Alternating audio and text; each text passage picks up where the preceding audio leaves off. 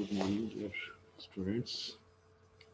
पिछले वीडियो में हमने पॉपुलेशन की डेफिनेशन और उसके जनरल करैक्टरिस्टिक्स कौन कौन से होते हैं और पॉपुलेशन डेंसिटी क्या होती है उसके बारे में बात की थी। इस वीडियो में हम methods of determining relative population density, mortality, natality, जो दूसरे कुछ करैक्टरिस्टिक्स हैं पॉपुलेशन के, उनके बारे में बात कर सकते हैं। तो अपेक्षिक समष्टि घनत्व या जो रिलेटिव पॉपुलेशन डेंसिटी है, इसकी कई विधियां हैं, परंतु एक मोटा मतलब एक जस्ट एक एस्टिमेशन मेथड है ये। हम उसकी पॉपुलेशन को एस्टिमेट कर सकते हैं कई अन्य विधियों द्वारा, जैसे नेट ट्रैप टेक्निक जो है। या नेट ट्रैप तकनीक में क्या करता है, इस विधि में हम किसी निश्चित जो एरिया है उसके अंदर जाल बिछाकर जीव हैं उनको पकड़ लेते हैं। तो कई अलग अलग तरह के हम जो हैं ट्रैप यूज़ करते हैं। जैसे हम चूहों के लिए जो है शेरमैन ट्रैप या माउस ट्रैप, कई तरह के ट्रैप होते हैं। तो एक शेरमैन ट्रैप एक ट्रैप है जिसके अंदर हम लाइव चूहों को पकड़ लेते हैं। कीट पकड़ने के लिए यूजुअली लाइट ट्रैप यूज़ करते हैं, या जो हवा में उड़ने वाले कीट ट्रैप हैं, कीट हैं, उनके लिए हम एरियल ट्रैप। पक्षियों के लिए, चमगादड़ों के लिए हम मिस्ट नेट का उपयोग करते हैं। और किसी एरिया के अंदर जितने पकड़े जाते हैं जीव, उससे हम उस क्षेत्र में जो उनकी पॉपुलेशन है, डेंसिटी है, उसका पॉपुलेशन डेंसिटी का एक आइडिया लगा सकते हैं। इसमें दूसरा मेथड है विस्टर गोलिकाओं की संख्या, यानी नंबर ऑफ फीकल पैलेट्स। उसके आधार पर तो हर जीव मल त्याग करता है, यानी पता है। तो इन गोलिकाओं की संख्या के आधार पर हम किसी पर्टिकुलर एरिया के अंदर जो है पॉपुलेशन डेंसिटी है उसका आइडिया लगा सकते हैं। यह विधि जो है ज़्यादातर हिरन, खरगोश, जंगली चूहे जो हैं उनकी गणना करने के लिए, उनकी अनुमान लगाने के लिए पॉपुलेशन डेंसिटी का ज़्यादातर यूज़ होती है। इसी तरह तीसरा मेथड जो है वो ध्वनि उत्पन्न करने की आवृत्ति, वोकल कॉल फ्रीक्वेंसी जो है, उसके आधार पर हम एक पॉपुलेशन डेंसिटी का रफ एस्टिमेट लगा सकते हैं। ये विधि जो है ज़्यादातर पक्षियों के लिए उपयोग में होती है। इस विधि में क्या होता है, एक निश्चित समय अवधि में किसी प्राणी द्वारा उत्पन्न जो ध्वनि है उसकी फ्रीक्वेंसी के आधार पर, कितनी बार कोई पक्षी कॉल कर रहा है, कितने पक्षी कॉल कर रहे हैं, उसके आधार पर हम उनकी एक रफ पॉपुलेशन डेंसिटी है उसका अनुमान लगा सकते हैं। गीतड़ की आवाज़ से हम भी उनकी हम संख्या का अनुमान लगा सकते हैं। चौथा जो मेथड है वो आर्टिफैक्ट्स की संख्या, नंबर ऑफ आर्टिफैक्ट्स के आधार पर हम कुछ जीव जो हैं वो अपने खोल, केंचुली, घोंसलों की संख्या, प्यूपा जब कीट में परिवर्तित हो जाता है तो अपना खोल पीछे छोड़ जाता है, उनके आधार पर भी हम जो है एक टोटल आइडिया लगा सकते हैं कि पॉपुलेशन घनत्व जो है उस एरिया में उस पर्टिकुलर जीव का कितना है। पॉपुलेशन घनत्व जो है और उसकी जो संरचना है, उसको कई कारक जो हैं वो प्रभावित करते हैं। इनमें सबसे इम्पोर्टेंट है प्रजनन दर, रेट ऑफ रिप्रोडक्शन, जन्म दर या नेटेलिटी, मृत्यु दर या मोर्टेलिटी, और चौथा इसमें प्रवासन यानी माइग्रेशन। ये मुख्य कारक हैं जो किसी पॉपुलेशन की संरचना और उसके घनत्व को प्रभावित करते हैं। तो समष्टि घनत्व का जन्म दर और मृत्यु दर के अलावा जो अंत्य प्रवासन और बही प्रवासन है वो किसी पॉपुलेशन की डेंसिटी को प्रभावित करते हैं। तो इस सूत्र के द्वारा हम समझ सकते हैं जो समष्टि घनत्व है, अगर उसमें इमिग्रेशन हो रहा है, अंतः प्रवास हो रहा है, तो उस पॉपुलेशन की घनत्व में वृद्धि होगी। यदि उसमें बहिर्प्रवासन या एमिग्रेशन हो रहा है तो उस पॉपुलेशन की जो समष्टि घनत्व है, डेंसिटी, वो कम हो जाएगी। यदि जन्म दर है अधिक है तो उस पॉपुलेशन का घनत्व बढ़ जाएगा, क्योंकि यदि मृत्यु दर अधिक है उस पॉपुलेशन का, मोर्टेलिटी ज़्यादा है, तो उस पॉपुलेशन की घनत्व जो है वो कम हो जाएगी। तो ये चार मुख्य कारक हैं जो किसी एरिया की पॉपुलेशन की संरचना और उसके घनत्व को प्रभावित करते हैं: emigration, immigration, natality and mortality, या अंतःप्रवास, बहिर्प्रवास, जन्म दर और मृत्यु दर। प्रवास या प्रवसन जो है किसी पॉपुलेशन में से जीवों का बाहर जाना और वापस लौट के आ जाना प्रवसन या प्रवास कहलाता है। तो जब कोई जीव बाहर जाते हैं, तो जैसे मैंने पहले बोला बताया आपको, जब जीव बाहर जाते हैं तो वही प्रवास है, और अगर किसी जीव पॉपुलेशन के अंदर आ रहे हैं तो वो अंत प्रवास है। इसी प्रकार से एक और प्रकार का प्रवास कहलाता है जिसे हम नवजात प्रवास या नेटल माइग्रेशन कहते हैं। इसके अंदर जो छोटे युवावस्था के प्राणी हैं वो अपने जन्म स्थान से चले जाते हैं, तो ये जो माइग्रेशन है ये नेटल माइग्रेशन या नवजात प्रवास कहलाता है। तो इस प्रकार से क्या होता है, ये सारे फैक्टर हैं जो किसी पॉपुलेशन घनत्व को प्रभावित करते हैं। परंतु यदि किसी पॉपुलेशन में लगातार जीव आते जाते रहते हैं तो उसकी जो पॉपुलेशन डेंसिटी है उस पर कोई ज़्यादा प्रभाव नहीं पड़ता, क्योंकि जितनी पॉपुलेशन एमिग्रेट कर रही है उतने ही पॉपुलेशन उसके अंदर इमिग्रेट किसी समय करती है। तो इस तरह से जो है उनका उस पर ज़्यादा प्रभाव नहीं पड़ता अगर जीव रेगुलर अंत्य प्रवास और जल प्रवास पॉपुलेशन किसी पॉपुलेशन का। जो प्रवास की क्रिया है ये कई कारण हैं जिनके कारण जो है जीव अपना प्रवास शो करते हैं। इनमें मुख्य भोजन, परभक्षी से बचना, ओवर क्राउडिंग होना, किसी पॉपुलेशन की अत्यधिक संख्या में वृद्धि हो जाना, यानी जल हवा प्रकाश, यानी कुछ बायोटिक फैक्टर्स भी हैं, जैविक कारक जो इसको प्रभावित करते हैं। इसके अलावा जो प्रजनन व्यवहार है, रिप्रोडक्टिव बिहेवियर एनिमल का, और कुछ हार्मोन्स का स्त्रावन भी, कुछ ऐसे हार्मोन भी हैं जो प्रवास को मोटिवेट करते हैं प्रवास के लिए। तो प्राणी जगत में ज़्यादातर जो जीव हैं वो मछलियाँ, स्तनधारी, चिड़िया तथा कीट। तो केवल वही जीव हैं जो काफ़ी गति से मूव कर सकते हैं। जो बहुत स्लो मूविंग एनिमल्स हैं जैसे मोलस्क हैं, तो उनके अंदर जो है प्रवसन की क्रिया ज़्यादा दिखाई नहीं। कुछ छोटे जीव जंतु और पौधे हैं, ये जो हैं जैसे पर्टिकुलरली जो स्थानबद्ध पौधे हैं और स्थानबद्ध जंतु हैं, उनके अंदर जो नन्हे बीज और उनके जो लार्वा हैं वो एक जगह से दूसरी जगह पे चले जाते हैं, और इसके अंदर हवा तथा जो जल है ये इसके अंदर इनके डिस्पर्सल में बहुत हेल्प करती है। तो कुछ जीव जंतु भी हैं जो पौधों के बीजों को एक स्थान से दूसरी जगह डिस्पर्स करने में हेल्प करते हैं। तो कुछ जीव जो है जैसे किसी मछली के अंदर अगर वही परिवर्तन होता है तो यानी कि उसके जो जीव हैं छोड़ के जाते हैं, तो यह उनके एडेप्टिव बिहेवियर को दर्शाता है। जैसे टिड्डी की अगर हम बात करें तो टिड्डी जो है बहुत संख्या में भी लास्ट ईयर भी यहाँ राजस्थान पर्टिकुलरली राजस्थान में काफ़ी संख्या में टिड्डी दल का आक्रमण हुआ था। तो ये नई जगह पे जो है ये अपने प्रजनन, भोजन एवं आवास की अच्छी सुविधा मिलने के कारण ये करोड़ों की संख्या में मूव करते हैं। तो एक जगह पे ओवर क्राउडिंग होने की वजह से इसकी कुछ जीव जो हैं वो दूसरी जगह पे हवा के साथ काफ़ी लंबी डिस्टेंसेस ट्रेवल करते हैं। तो ये एक देश से दूसरे देश में भी इनमें जो है प्रवासन होता है। तो ऐसी जगह पे ये प्रवास करते हैं जहाँ पे जो भोजन है ज़्यादा मात्रा में उपलब्ध है, या जहाँ पे जो वातावरण के कारक हैं वो ज़्यादा सूटेबल है। तो ऐसी जगह पे ये जीव जो है एमिग्रेट करते हैं। अंत्य प्रवास जो है इसमें जब प्राणियों की संख्या बहुत अधिक हो जाती है उस कंडीशन में एक कैरिंग कैपेसिटी, हमें पता है कि हर इकोसिस्टम की एक कैरिंग कैपेसिटी है, अगर उसके उससे उसकी संख्या जीवों की ज़्यादा होने लगती है उसमें, तो कुछ जीव जो हैं वहाँ से एमिग्रेट कर जाते हैं।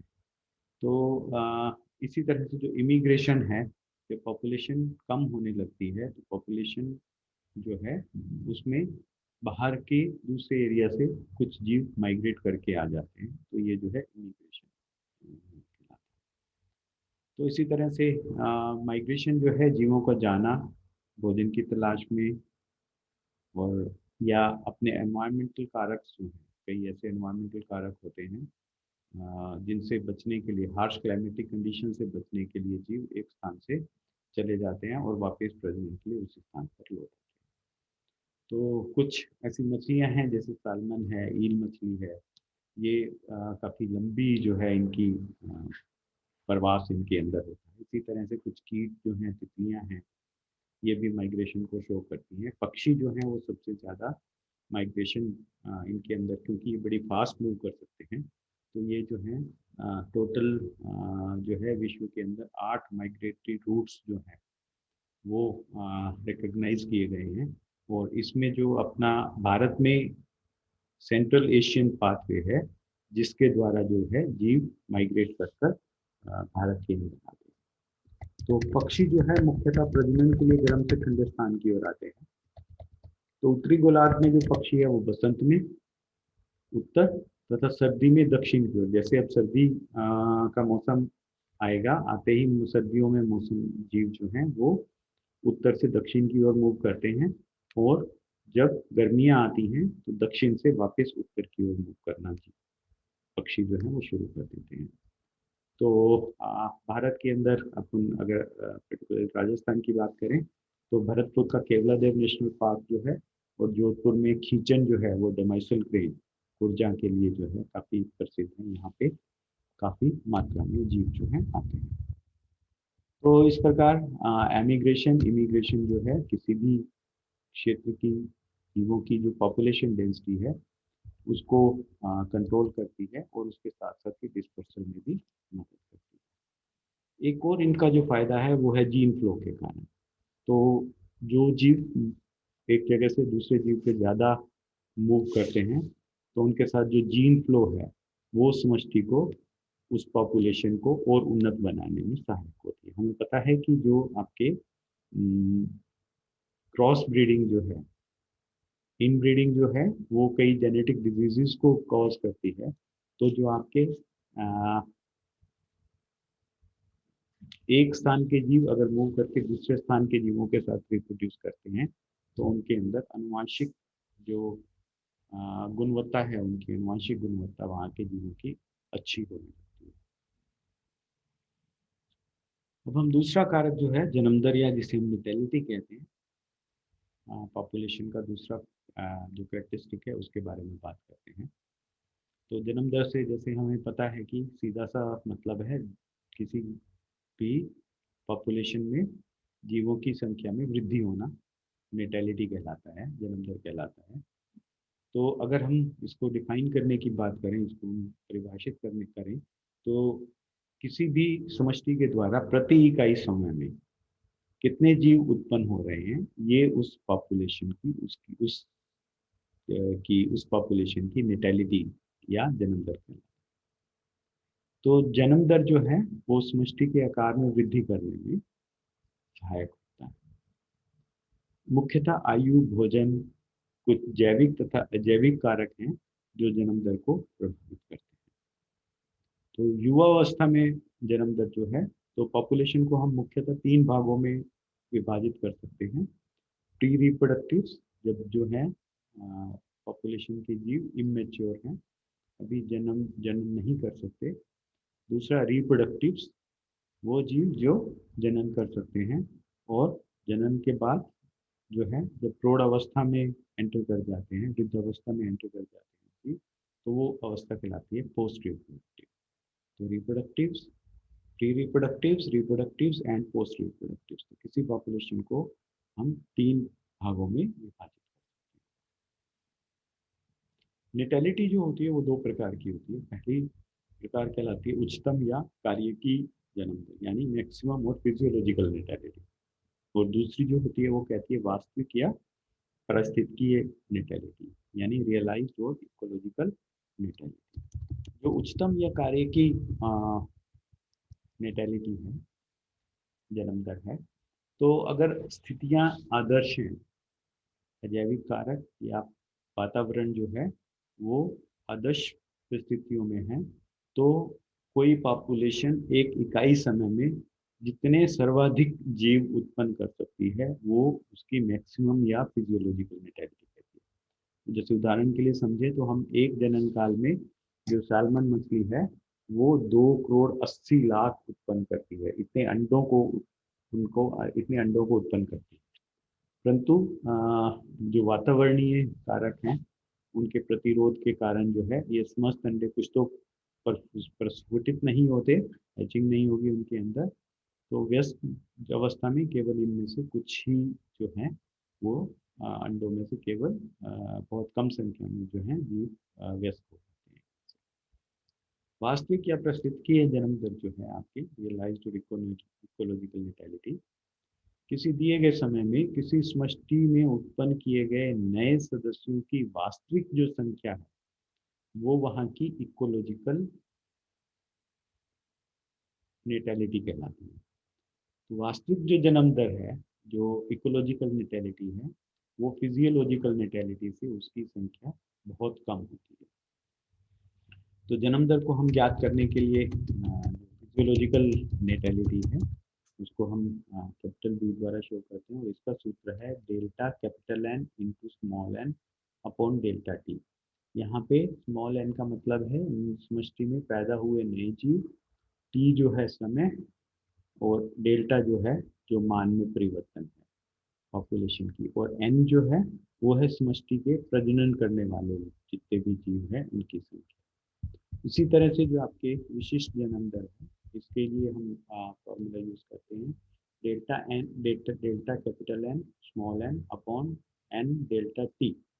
तो किसी भी निश्चित समय में निश्चित क्षेत्रफल में जो नेटेलिटी है वो निम्न कारक जो है उसको प्रभावित करता है। पहला कारक है उस समष्टि में नर और मादा का जो लिंग अनुपात है, सेक्स रेशो जिसे हम कहते हैं, ये उस समष्टि को बहुत ज्यादा प्रभावित करती है। तो जिस समष्टि में मादा की संख्या अधिक होगी वो पॉपुलेशन ग्रोइंग पॉपुलेशन होगी, उस पॉपुलेशन में ज्यादा वृद्धि होगी। किसी पॉपुलेशन में दूसरा जो कारक है परिपक्व प्राणियों की आयु का अनुपात, यानी मेच्योर एनिमल्स कितने हैं।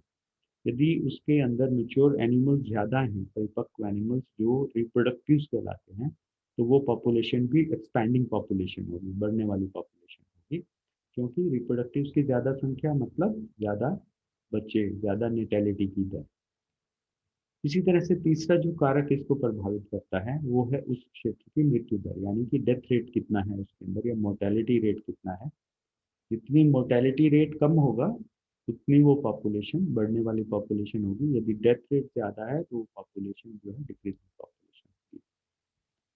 इसके अलावा चौथा जो कारक इसको प्रभावित करता है वो पारिस्थितिकीय दशाएं यानी इकोलॉजिकल कंडीशंस।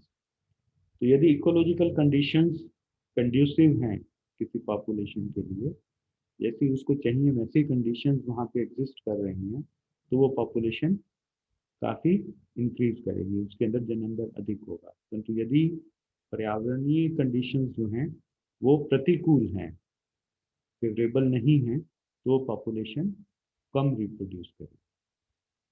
पांचवा जो है कारक, कई बाह्य और आंतरिक कारक भी हैं जो नेटेलिटी को प्रभावित करते हैं, पॉपुलेशन की जो जन्म दर है उसको प्रभावित करते हैं, जैसे प्रीडेशन एंड परजीविता, प्रीडेशन एंड पैरासिटिज्म। यदि परभक्षिता, प्रीडेटर्स, परभक्षी ज़्यादा हैं तो पॉपुलेशन कम हो जाएगी। यदि परजीवी किसी पॉपुलेशन में ज़्यादा है तो भी उस पॉपुलेशन के अंदर कमी होगी। परंतु यदि पैरासाइट्स और प्रीडेटर्स की संख्या किसी एरिया में कम है तो वो पॉपुलेशन जो है